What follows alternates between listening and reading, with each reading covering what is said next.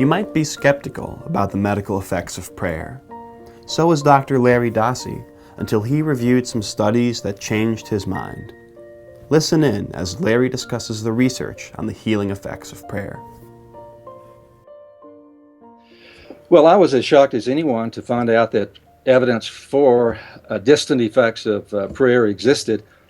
I'll never forget back in the late 80s when I came across a study that had been done in a coronary care unit at San Francisco General Hospital, in which a group of patients, almost 400 patients, were divided down the middle. Half got prayed for, half were not assigned prayer, and the group that received prayer unknown to them did better clinically in many ways than the control group.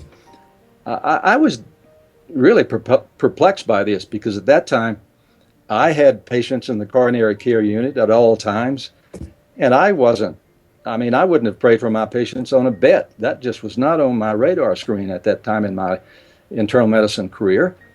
But I thought, well, should you be praying for your if this study is decent, and if they're corroborative studies, then maybe you should consider bringing this into your practice.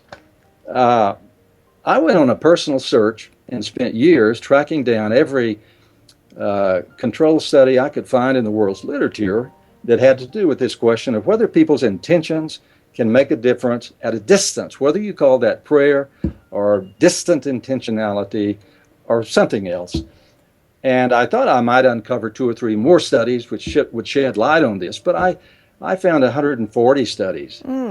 And Any of them any good? Yeah, some of them were really admirable studies. Dan Benor, who is a Canadian psychiatrist, had reviewed these studies, I discovered, and did a terrific job. He and I put our heads together, and I decided that it was time to go public with this because studies continued to come out showing that something goes on. We don't understand the mechanism fully, but I thought that it was dishonest to not focus on this. If you'd like to learn more about the potential for healing through spiritual approaches, tune in to NICABM's 2012 Spirituality and Healing webinar series. It's free to sign up. Just click the link below to get started.